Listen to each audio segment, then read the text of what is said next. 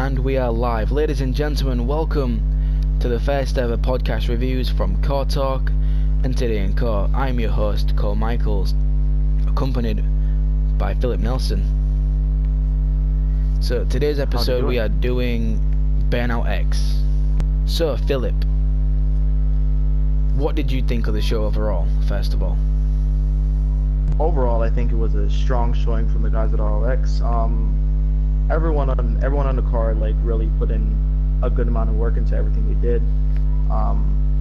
Good job to everyone involved. Again, congratulations on reaching to your 10th episode, ROX, and I'm excited to see what you guys do in the future. Good show.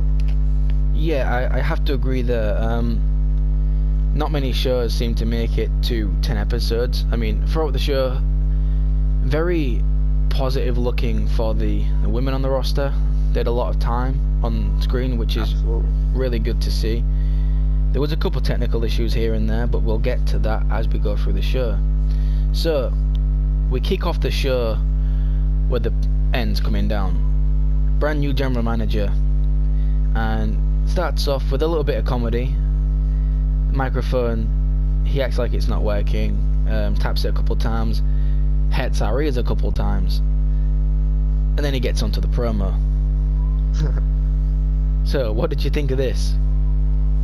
I absolutely enjoyed every second of this promo from the beginning, Orangutan James and Ryan Reese's Puffs were two of my favorite lines I've ever heard in a single promo.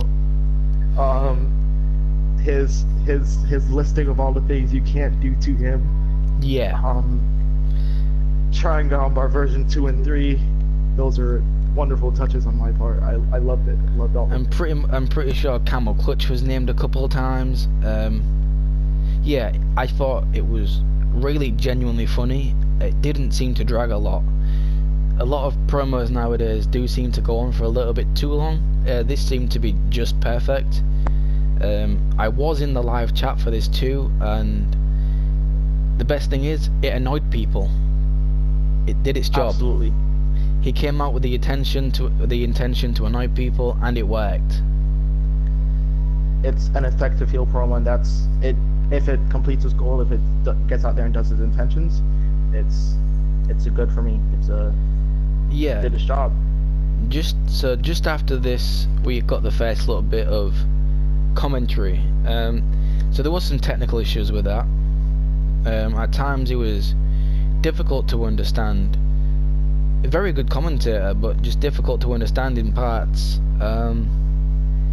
Yeah, that could be the audio team could maybe look at that for next time, but it wasn't too much of an issue, but it was a little bit of an issue. So yeah, at certain points during matches, he would just go. There will be peaks and there will be troughs, and it's just the inconsistent audio. Sometimes it's just shouty. But that's to the point that it was almost static. Yeah, it wasn't an overbearing issue. It was just something that I think they could really improve upon in the future. Yeah.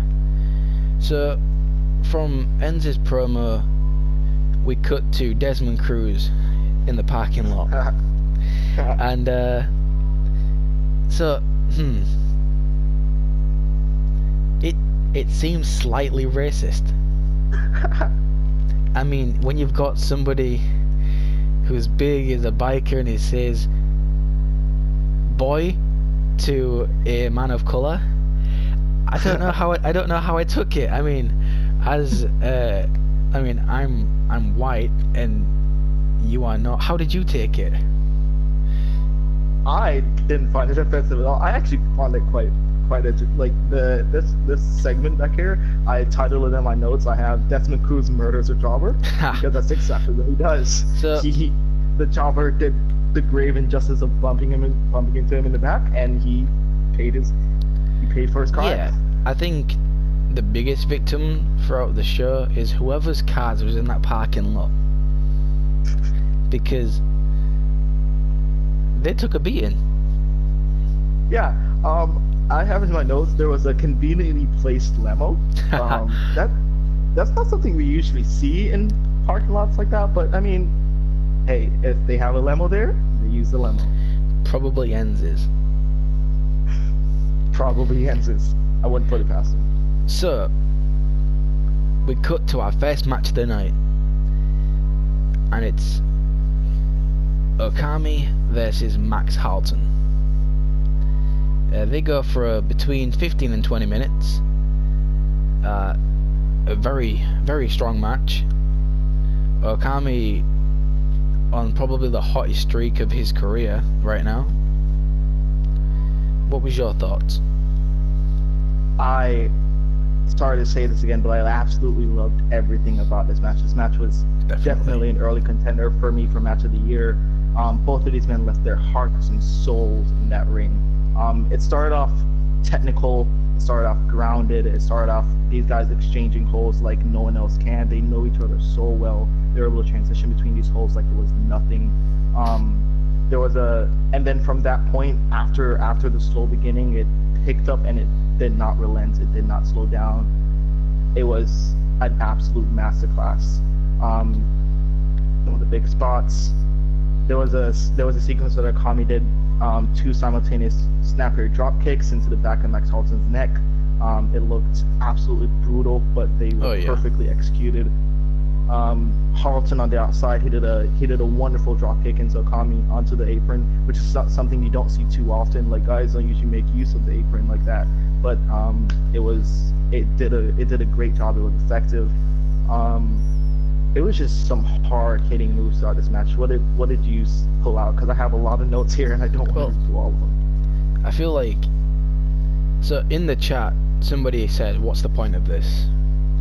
And like, it's passion versus passion.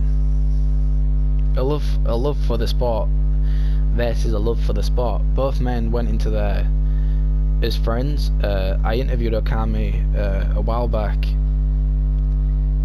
and him and Max actually trained together in the dojo. Yeah. And I think you could tell throughout, both men knew each other. This isn't the first time they've been against each other. In fact, they went against each other a couple months ago for the UCW Intercontinental belt, I believe. And there they had another wonderful match. These guys, every time they met, they just struck gold, and it says something about the level of talent that we have in wrestling right now. That we have 2 guys out here that are killing it consistently, and they're only opening the show. That just said something about like how much depth there is to this show right now, and what they're capable of doing. I'm just gonna skip to the finish of the match if you don't mind. There was like Okami hit his axe kick into Halton, and I was like, okay, this is Okami's signature. This may do the job. But then Okami did something that was absolutely mental, and he wasted no time, followed up with an immediate shining whip to Max Halton, who was seated on the ground. And right there I was like, it's over.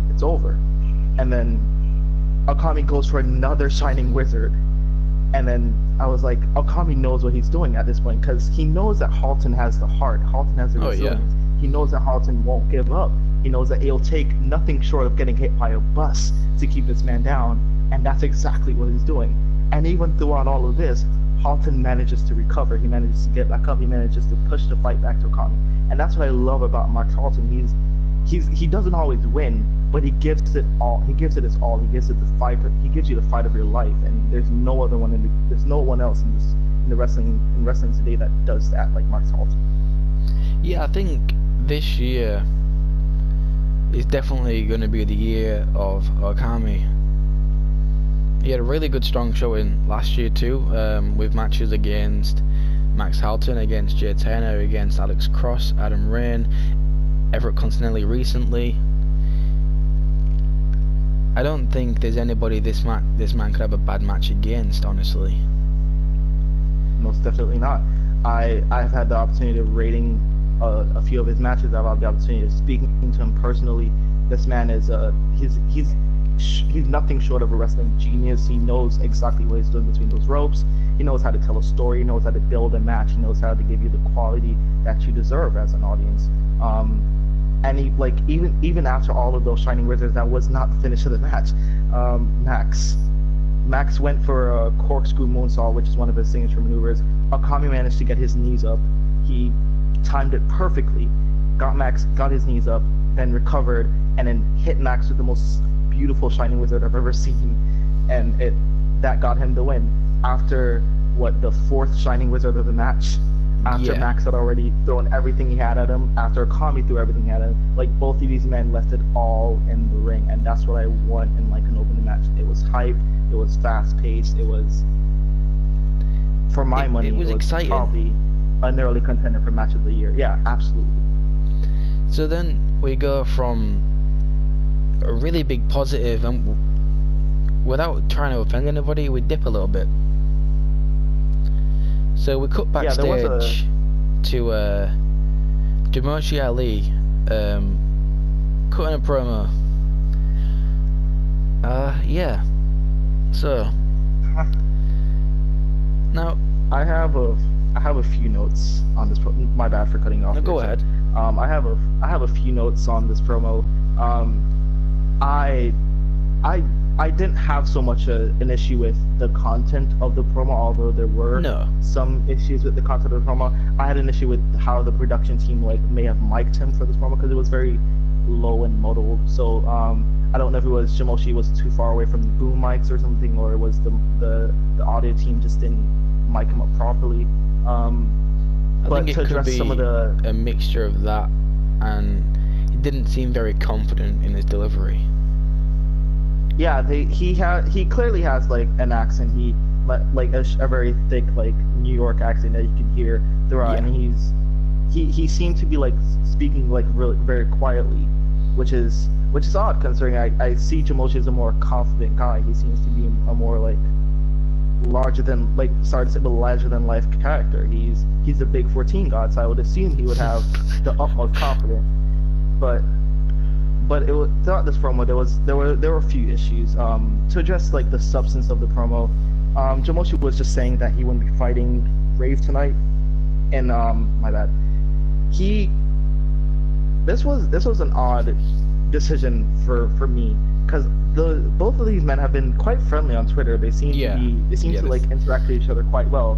So for Jamoshi to have this sudden change of heart and not want to fight Rave, who's someone who Jamoshi has said has a lot of potential, I saw this as kind of an odd decision on Jamoshi's part. And Jamoshi went on to say that he wants to dominate the cruiserweight division, but he gives up the chance to fight someone who he himself said has lost every single fight he's been in. Jamoshi could have took this as an easy win in his eyes. Not only that, but TJ Rave doesn't look like he weighs that much. Surely he's a cruiserweight too. Like, yeah. Isn't the best way to show that you're going to dominate the cruiserweight division by dominating a cruiserweight? Yeah, I think the fans lost the opportunity to see a match that could have been something. Like, both of these guys, they know each other very well. They much like a Kami and Max, they're quite like, they have a friendly rivalry, I'm guessing. But I mean, it's just was a slightly like confusing to me as to why he would duck out of the match. The promo wasn't bad by any means. It was just unclear at points. Yeah, it wasn't the substance of it that was bad. It was the delivery that for me. Yeah, for me, yeah, it was a lot about delivery. He was quite repetitive throughout. He said, "You feel me?" a lot. I don't know if that's just his talking pattern, I guess. He said, "I let my nuts hang." I don't know exactly what that means. And he referred to himself. It's slang, my guy. It's slang. As you said, he calls himself the Big 14 God again. I'm not too sure what that meant. But so moving on, we go to Desmond Cruz and Ends backstage. And Desmond's pissed because he wants to wrestle. He wants to start in next week. They come to the agreement pretty much that next week he's going to start doing weekly open challenges. What did you think of this segment? I have a very, very like soft spot for ends throughout the night. I thought he was amazing all the way throughout. And Oh, yeah. through this segment, he was the perfect weaseling type of heel. Instead of like confronting Desmond and saying, "Hey, I just didn't book you to wrestle tonight. That's it. I'm the general manager. I can do what I want." He perfectly weaseled his way out of a confrontation with Desmond, and Yeah. it's perfect. It's character work. It's the type of character that we need from Ends. He's the corrupt, weaseling authority figure. I like the change in tone he does as it go into a more Weasley sense, where he's like, "Come on, my guy." I feel like when he switches to that voice, he's always very entertaining. Exactly. The tone change from the beginning, where he was very dominant. He had his title belt. He was the general manager. It was coming out to declare things. But here he's more, "Come on, my guy, it's me." He was more casual here. It was more trying to diffuse the situation. So other than the big announcement of weekly open challenges, I don't think there's that much to take away from this segment. It was a good setup to see what's going to happen from now on, to see who's going to step up and try and take him on. I don't know exactly how it's going to work with normal contenderships, but I'm sure we'll find out in the coming weeks. So Yep. from there we go to Elise Perez. She makes her way down to the ring. What did you think of this promo I thought the promo was actually done quite well. I thought she did her job of being a heel. She had recently turned on her partner Helena Rose. She turned on her at ROX Maximum Conviction. She had just aligned herself with the Dames of Deception. Yeah, who come out a little bit later on. She just essentially ran down Helena Rose. She said that she was dead weight. She contributed nothing to their friendship. She wasn't. She said Elise called herself the one that was making them relevant. Yeah, it wasn't not much else. Wasn't a bad promo per se. She explains her actions, and to be fair, you can't blame her, I guess. Again, in times, she was a little bit hard to understand. Not that much so though. So she's talking, and then out come the Dames of Deception. Is it? Yep. Is it Deception? Olivia and Benicia. Yeah. Yeah. So I thought she sounded a little bit robotic in parts. And now, see, with these three standing in the ring, I wasn't sure if there was going to be a nip slip or a lip slip, but I was pretty convinced was going to see some kind of wardrobe malfunction. I mean, I remember seeing in the chat somebody said, "We saw the big 14 god and now I got a big 14 god," something along those lines. Yeah, again, it's just the almost typical promo of like, we're gonna be unstoppable. They got the point across that they rule the division, and again, it wasn't a bad promo. What have you got for this? I have in my notes typical Mean Girls promo. They were the three Mean Girls. They're picking on Helena Rose, and who in this case is the new girl at school. She's Elise has turned her back on her. Elise has aligned herself with the bullies, and they just reasserted the fact that they run this division now, which is strange considering someone like Tessa Vendetta is there, and I wouldn't want to get on her bad side, but we'll talk about her later. I mean, there was a you carry on. No, you can finish. I'm thinking, surely you can't really say you run the division when you don't hold the title of the division. I'm pretty sure something will come of that though. To an extent, I completely agree, but I don't think a title shot is too far down the line for these two. Oh, definitely not. They seem to be working as a cohesive unit. But who gets the title shot though? That's where the tension comes in. Which one of these women will take advantage? In my opinion, I'd say Elise, but they could. I mean, I don't see how likely it is, but they could hold the title as a freebird rule. I doubt that though. But yeah, then we went to our next dip of the night. a fan got pulled over the barricade, and at this moment I had to check if I had blood coming out of my ears, because that deafened me. If you go to the dictionary and you look up ear rape, there's going to be a link to that, to this segment right there. Yeah, it wasn't very nice. She gets triple teamed. She takes a lot of heels to the face, like some big stilettos out there. Yeah. What did you think of this segment? Well, this part of the segment. This part of the segment just it was blood curdling. That fan seemed genuinely terrified. She was pulled out of nowhere. She sounded it too. The scream of horror that she released, it was as you said, it was painful to listen to, quite literally. The segment it just established these women as like the purest heels in the women's division. They went as far as to take a fan and completely take advantage of her, completely brutalize her to something that it to me put a stain on what ROX should be. It's there to entertain people, and if we're in the business of now attacking fans, what kind of precedent does that set for other people on the roster? I don't want this to be a regular thing. I understand that these women want to get their point across, but this was sickening, and they should be punished. On a positive note, though, I did put down in my notes that the fan should be signed because she took a hell of a beating, and she kept getting back up again too. And she got back up. Yeah. She was not staying out. She would not quit. From one woman's segment to another, and we cut to Tesla backstage, who assaults quite a few women, 4 I believe. Yeah, there was the murder of four jobbers in the back. Yeah. Or local enhancement talents, as we should call them. This was, in my opinion, better than the earlier attack from Desmond Cruz. Although the commentator said it best. What is up with the champs tonight?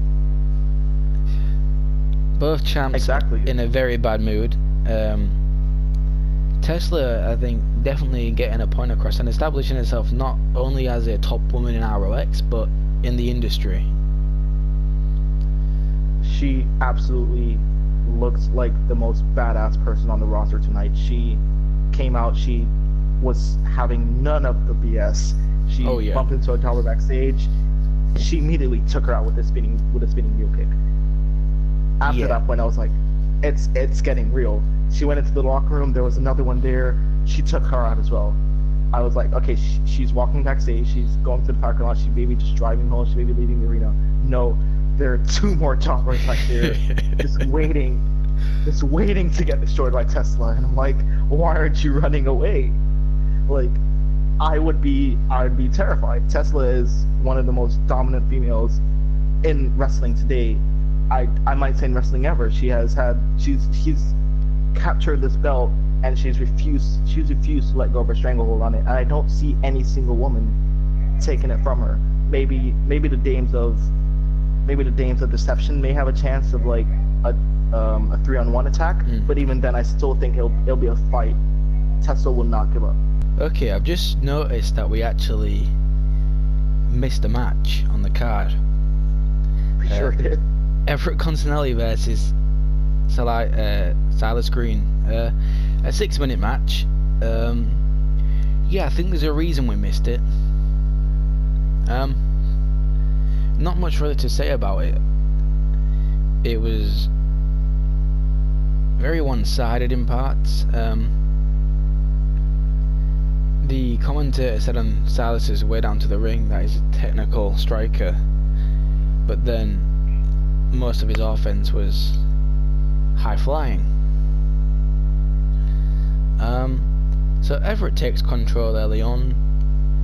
Silas gets the comeback. It seems short-lived, but then he gets it back again. Everett regains control, and Everett wins. What did you think of it?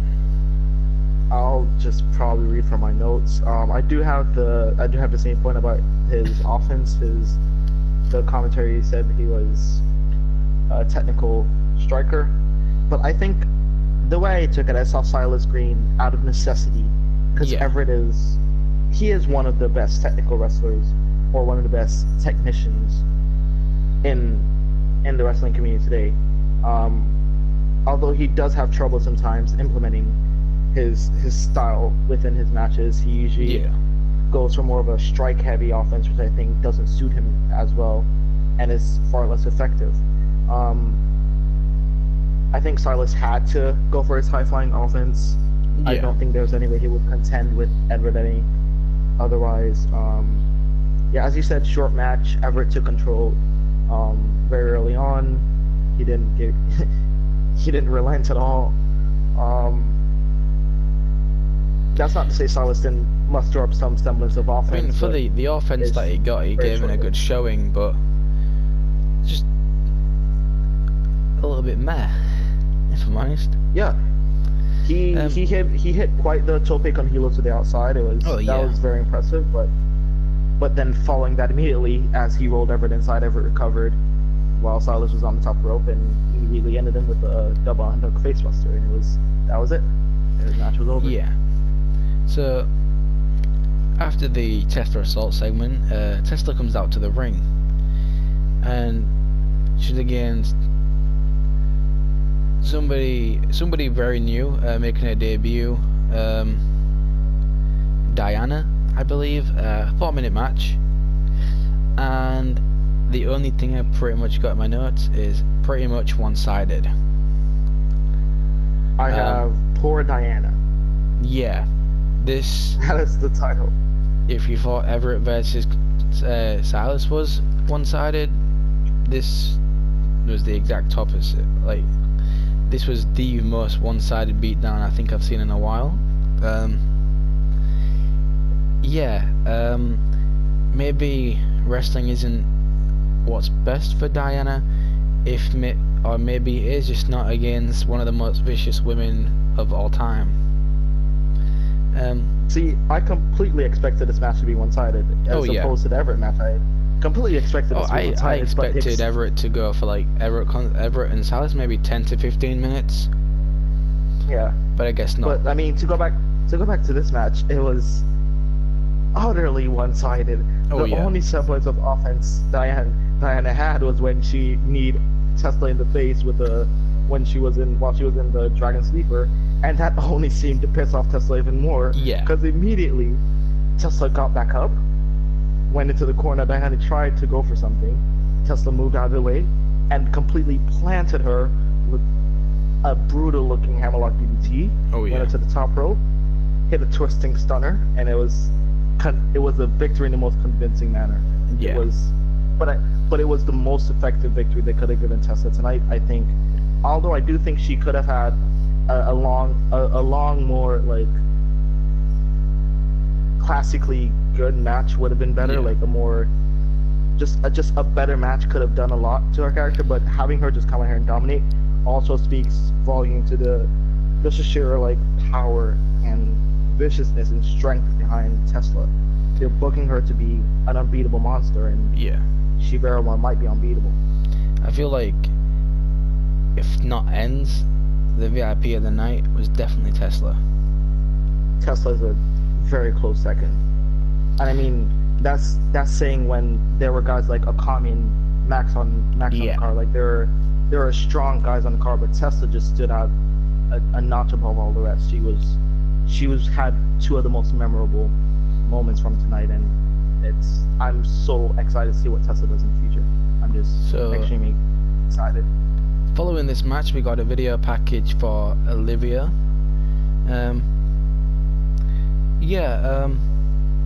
It's just a video package. I'm personally am not too sure who she is. So I'm somewhat looking forward to seeing her debut. Not much really to say about that. Have you got anything? I'm also very unfamiliar with Olivia. I've seen her on Twitter, and I've seen her around familiar on Reddit here and there. I don't know much about her character, or like I've seen her. I just don't know much about her. Yeah. It's a thing of familiarity. I may go back and look into some other stuff and just look at her more, but it was a video package. I didn't think it was that really worth it. So, coming down to the ring after this video package is Ryan Ricci. He's got a promo. He wants to award her a title shot. He sounds very whiny, makes a lot of excuses, he's very angry. What did you think of this? I quite enjoyed the latter half of this promo. The beginning was a Ryan Ricci promo, is what I expected. He came out, he was the bad guy. He made excuses as to why he lost. He blamed everyone else except himself. Yeah. He said he came in the match injured. He said he was attacked beforehand, and it's just him making excuses. And I mean, it's what I expected from Ryan Ricci. It's the effective heel thing to do. Yeah. It's just nothing of real substance. But what happened next? Yeah. Was well, wonderful. Before we get to that, I feel like this was kind of similar to the Jamoshi promo in the sense of the contents, like what he said wasn't bad. It's just the way he said it. Yeah. Now there was another technical issue. The conviction wasn't there. Right before the next big thing happened, which was a massive thing, for some reason Reach's microphone is boosted right up, and like it was almost deafening. But yeah, probably my favorite thing of the night, just because it interrupted a Ryan Ricci promo. JTD, the king of native style, interrupts him and makes his debut in ROX. And whilst making his way to the ring, commentary puts him over like he's the Pope. Calls Ryan Ricci a baby. And essentially challenges him to a match.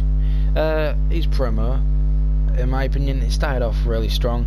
Started to dip a little bit. I feel like it kind of dragged slightly, but still a good promo nonetheless. What was your thoughts? I'm a huge fan of JTG. I think this was they made him look like $1 million. They presented him very, very well. Commentary put him over very, very well. I think bringing him in a program against Ryan Ricci is the perfect way to introduce him. It's immediately on a higher level on the card. It's Ryan Ricci and JTG. Obviously, he's going to be two guys that are very well known, very well respected. Both these guys. Yeah, as you said, the promo started off very well, and it did dip a little bit in the middle, like the middle portion. It just went on for a little bit too long. I think it wasn't bad by any means. It was just if they were to shorten it by like a minute or two, it wouldn't have lost any of its convictions.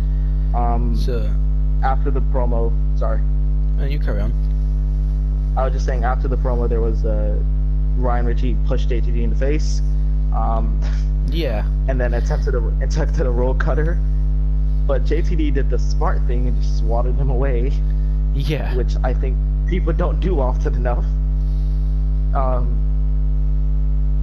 then he countered with a beautiful Samoan drop, and then he attempted a signature running knee from the corner, but Ryan Ricci obviously got out the way, rolled out of the ring like the coward he is. Yeah, for a guy that was looking for a fight, didn't seem to want one when the fight came to him. I mean, it's the hypocritical heel, isn't it? Yeah. It's just the guy who did a good job, played his role. Yeah, but he can't back it up, and it's. But in this case, Ryan Ricci very well could back it up. I guess he just didn't want to fight that night. After this promo, I have one of the best visuals of the night when JTD's celebrating in the ring and Ryan is just looking menacing on the ramp. That's one of my favorite visuals of the night. It puts Ryan over as like this menacing heel that's like he's there. He'll be watching you. He'll be studying you. He'll pick you apart. I'd say he's one of the top heels in the industry. I wouldn't say he's the top, but he's definitely one of. He's definitely down my list. I put him in my top 3 most definitely. So following the segment, we get Tiffany Arrow versus Jenny Sin. A 5-minute match. Very short, but honestly, I thought we were just gonna get maybe a repeat of earlier on, but that wasn't the case. Jenny Sin looked absolutely incredible. Really back and forth. Yeah, I can't complain about this match at all. What have you got down for it? I said Arrow's obviously the more, like, we all know she's the more established of the 2 names in this match. Sane is a promising rookie. She made her debut on Arrow Academy Takeoff episode 7, I think it was, marketed as episode X. She did lose her debut match, but Sane has always looked quite impressive in defeat. In this match, I think she did the perfect thing of capitalizing on every point where Tiffany went to gloat, or Tiffany went to talk. Tiffany's ego got the best of her, and Sane would capitalize on that. She had some very impressive spots here. She did one of these spots that was near to the finish. I probably won't bring that up for a little bit. She did a suicide dive to the outside, which I thought was a risky move, and it did end up not benefiting her too well. No. Well, actually, no, she attempted a suicide dive to the outside, I should say. But she did manage to hit a drop kick to Arrow, who ran to the other side of the ring. A drop kick to the outside, a wrecking ball drop kick. It was just a strong showing by Sane. It almost seemed like Sane was one step ahead of Tiffany the whole way through. There was a part of the match where Tiffany lures Jenny outside the ring. They play a little bit of cat and mouse, but it doesn't work. Jenny is right back at her the whole way through. Everything Tiffany's got, Jenny's back at it.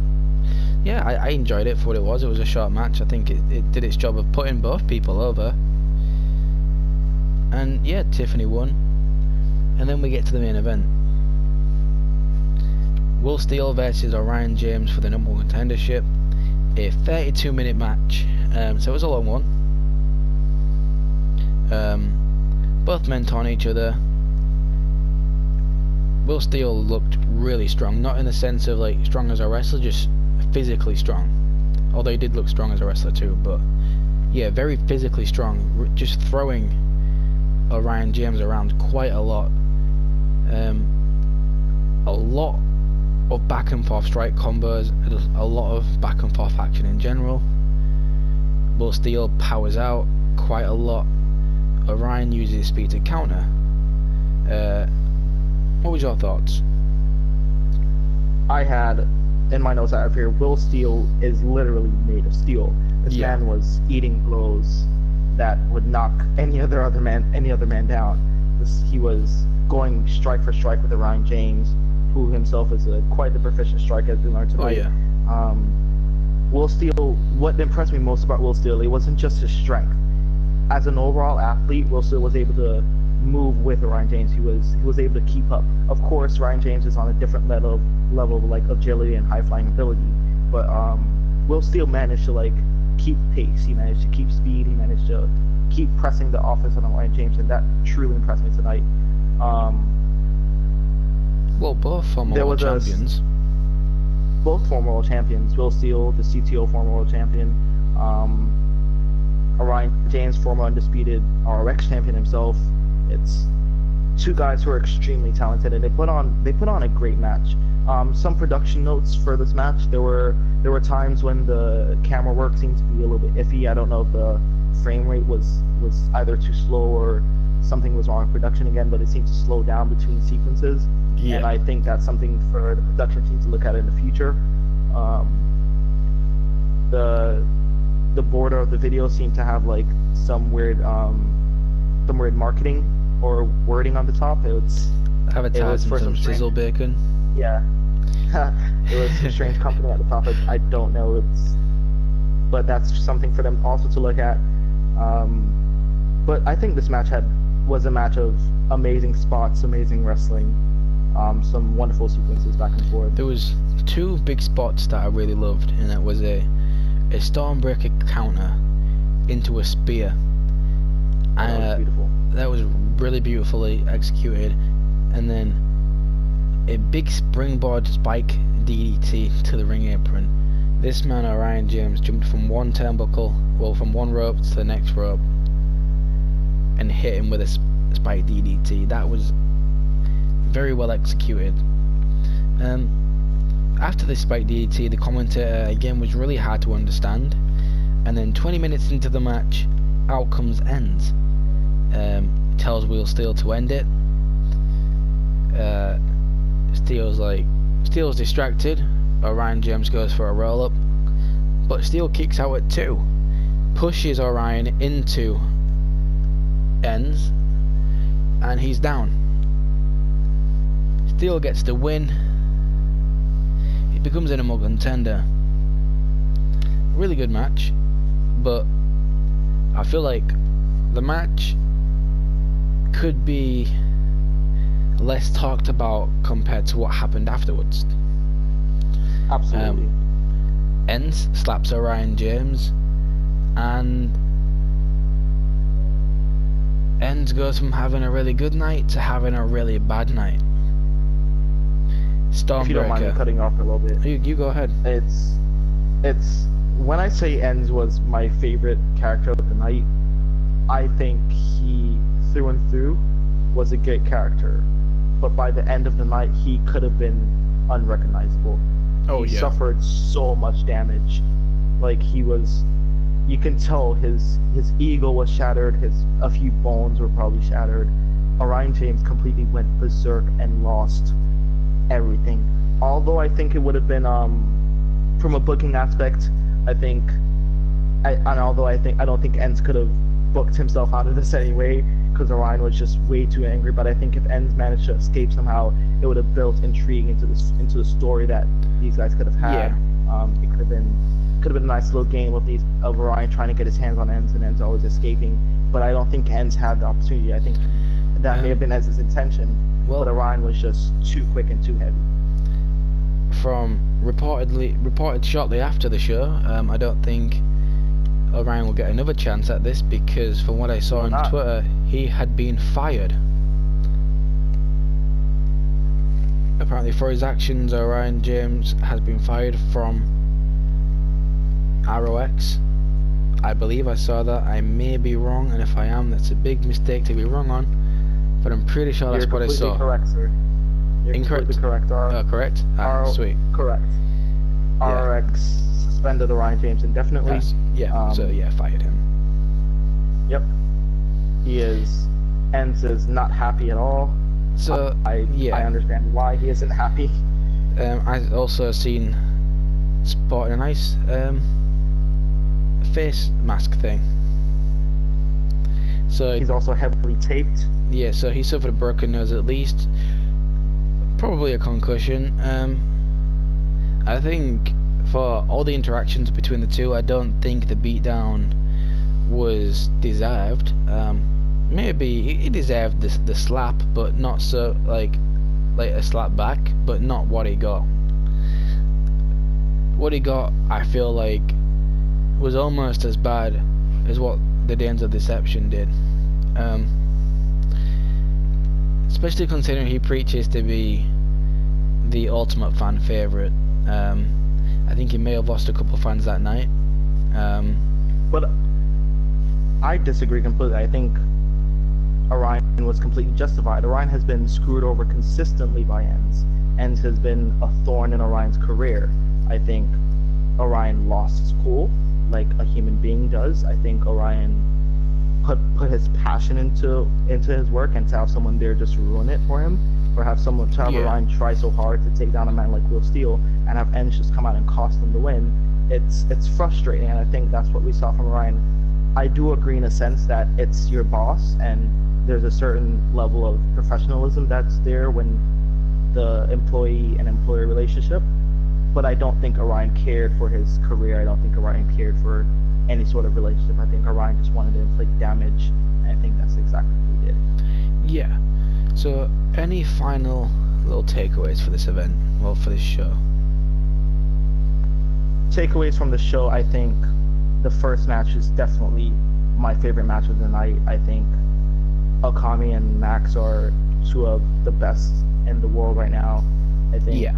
I can't wait to see what both individual men do.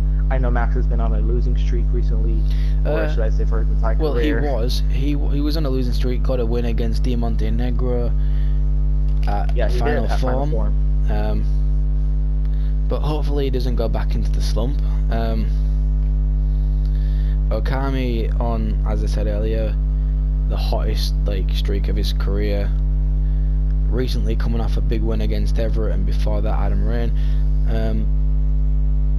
He got his first ever 5-star match from Final Form, as rated by you guys at Today in Core. I think match of the night, I'd have to say definitely Okami Max Halton. Promo of the night, I'd say the Dames of Deception and Elise. In segment, Tesla Murders. I say my MVP of the night was again Tesla Vendetta. Oh yeah, easily, without a doubt. A close second. It hurt me. It pains me to say this, but Ends came in second. Yeah. Because I have a soft spot for Ends, and I wish him the best in his recovery. And then I say a third MVP of the night, and I know it goes against the entire concept of the MVP, but there was so much good on this card. I think Okami definitely stood out. I think for him having the best match of the night, I think in terms of wrestling, he was wrestler of the night. I think he's so far wrestler of my year. I think he's had one of the most consistent wrestling performance-wise years I have seen of any person out. He's had 5-star, 4-star, 4.5s. He's had it's wonderful to watch him. It's just a delight to see him in the ring, and when he's in there it's going to be good. So Okami is definitely up there. So yeah, that about does it for the first ever podcast review from CawTalk and Today in Core. What could go wrong? So yeah, go ahead and subscribe to CawTalk, follow Today in Core, follow CawTalk, follow and subscribe to ROX. And until next time, peace out.